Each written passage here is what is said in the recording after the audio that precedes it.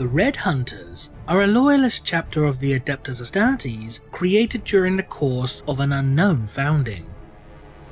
Somewhat unusually for a Space Marine chapter, the Red Hunters closely adhere to the tenets of the cult Imperialis, viewing the Emperor of Mankind as the one true god of humanity. The chapter also demonstrates unusually close ties to the shadowy organization known as the Inquisition, despite the fact that, unlike the Grey Knights or Death Watch chapters, the Red Hunters do not serve as a chamber militant for any of the Ordos. Indeed, the chapter has been called upon to aid the Inquisition in numerous conflicts against the servants of the Ruinous Powers, and have been instrumental in combating against many demonic incursions. However, the chapter's warriors would be frequently subjected to mnemonic purgation following such conflicts, allowing them to retain both their sanity and physical abilities, though at the cost of their memories, experience, and even their personality.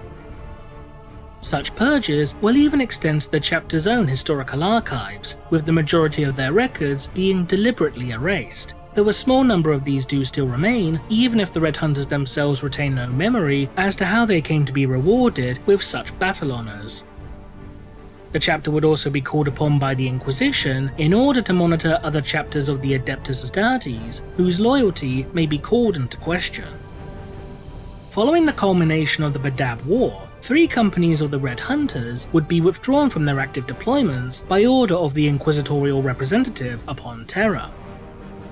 These battle companies, alongside a number of additional elements drawn from both the Inquisition and Officio Audiorum, would be divided into a number of strike forces. These strike forces would then proceed to shadow the renegade Lamenters, Executioners, and Mantis Warriors Chapters as they embarked upon their Penitent Crusades in order to monitor their actions, ensure that they abided by the terms of their crusades, and above all else, prove that they were indeed loyal to the Imperium. This act would become known within Imperial records as the Red Hunt. Approximately 40 years after the beginning of the Red Hunt, the strike force assigned to the Mantis Warriors chapter, which not only included a company of warriors from the Red Hunters, but also a number of high-ranking Inquisitors, would mysteriously vanish upon reaching the moons of Lamia. To this day, the Mantis Warriors refuse to disclose any information concerning the fate of those assigned to monitor them, and all subsequent investigations made by the Inquisition regarding the incident remain classified. So what fate could have befallen the members of the Red Hunt? The first and admittedly most likely possibility is that the strike force had been destroyed as a result of an unexpected demonic incursion. This is due to the fact that any and all information regarding the events that unfolded around Lamia continues to remain classified, with both the Inquisition and Mantis Warriors refusing to publicly divulge any information regarding this particular incident. Prior to the creation of the Cicatrix Maledictum, whenever Space Marines fought against demonic entities, they would, as shown with the Red Hunters, be subjected to intensive mind-wiping procedures. This is due to the fact that the Imperium sought to keep all knowledge regarding the existence of demons and other such warp entities a closely guarded secret. Only a select number of chapters, such as the Grey Knights and Exorcists, remained exempt from such mnemonic purges. With this in mind, it's reasonable to assume that at some point during their Penitent Crusade, the Mantis Warriors will be forced into battle against a horde of demonic creatures. This in turn could have prompted the Red Hunters to intervene in order to aid the Mantis Warriors, in spite of their instructions to simply observe the chapter's actions in combating against such a threat, only for the task force to have been utterly destroyed during the course of this theoretical conflict. This wouldn't be entirely unprecedented, for the observation force that had been assigned to the Lamenters chapter, as documented within Imperial Armor Volume 2, would be forced to make a stand alongside the Lamenters against the seemingly unending forces of High Fleet Kraken. While the fate of this particular strike force remains unknown, it is implied that it was ultimately consumed by the Tyrannid Swarm, as only a mere 3 companies worth of warriors from the Lamenters chapter were documented as surviving this engagement. If the Red Hunter strike force sent to monitor the Mantis Warriors was destroyed during a course of a battle against demonic entities, then this would explain as to why all records regarding the event had been classified, due to the Imperium's desire to keep such knowledge hidden, which, by extension, would provide a reasonable justification as to why the Mantis Warriors themselves remain so hesitant in divulging such information. Another, somewhat darker possibility, however, is that the strike force assigned to observe the actions of the Mantis Warriors were in actuality destroyed by the chapter. This idea stems from two key facts.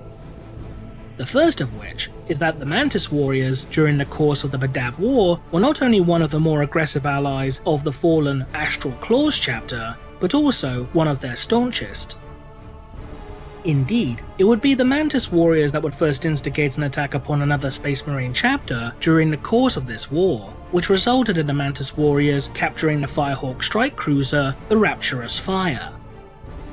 The Mantis Warriors would also battle alongside the Astral Claws for a longer period of time when compared to the Lamenters and the Executioners, as the Lamenters would be the first of the renegades to surrender to Imperial forces following a crushing defeat at the hands of the Minotaurs, while the Executioners would seemingly abandon the conflict in order to defend their homeworlds from the Loyalists.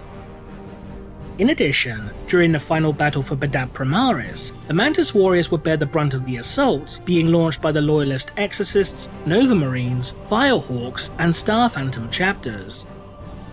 Since the Mantis Warriors not only bore the brunt of the fighting, but did so for a far longer period of time when compared to their allies, this could potentially indicate that the Mantis Warriors may have been less willing to repent for their crimes, even if out of a sense of stubbornness and pride more so than anything else. The second is due to a potential distrust and anger still being harbored by the chapter towards the Imperium at large following the culmination of the war. As detailed within the short story The Trial of the Mantis Warriors, Khoisan Neotera, the chapter master of the Mantis Warriors, would be stripped of both his honor and armor before being confined to a facility known as the Penitentiacon, where he would spend the remainder of his natural life in a state of isolation and darkness. In addition, the chapter's homeworld of Uthika would be permanently forfeited by order of the Inquisition, resulting in the Mantis Warriors being forced into becoming a fleet-based chapter.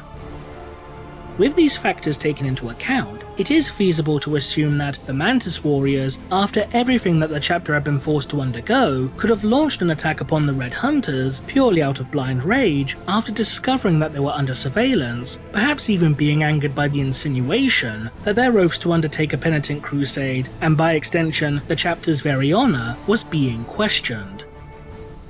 The fact that the Mantis Warriors themselves are unwilling to disclose any details regarding the fate of the Red Hunt could potentially be due to the chapter wishing to keep such information hidden from Imperial authorities in order to avoid being declared excommunicate traitoris. While the Mantis Warriors were indeed under strength following the events of the Badab War, the chapter itself would have easily outnumbered the strike force that had been assigned to shadow them. For as stated earlier, such a force was comprised of a single company of Red Hunters, in addition to a number of assassins, inquisitors, and their retinues. It would be easy to assume that the Mantis Warriors could have overpowered and eliminated their pursuers, despite the heavy losses that they themselves had already incurred. While this does certainly prove to be an interesting hypothesis, it would ultimately appear to be extremely unlikely due to one particular fact. If the Mantis Warriors had indeed turned upon the Red Hunters, then why do all details regarding the subsequent investigations made by the Inquisition into the disappearance of the Red Hunt continue to remain classified?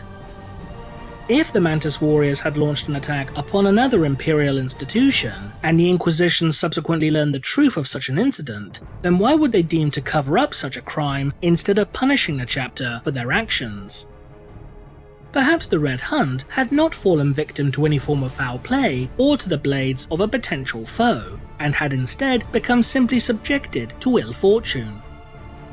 Perhaps the strike force had disappeared after experiencing some form of sudden, incomprehensible celestial or temporal phenomena, such as an opening wormhole or dimensional rift, or possibly even becoming lost within the depths of warp space as they embarked upon the next stage of their journey. The latter of these possibilities wouldn't be entirely unprecedented, as such unfortunate events, while relatively uncommon, are still heavily documented by Imperial archivists. But then again, this would still fail to explain as to why the various enquiries made by the Inquisition would need to be sealed away or expunged.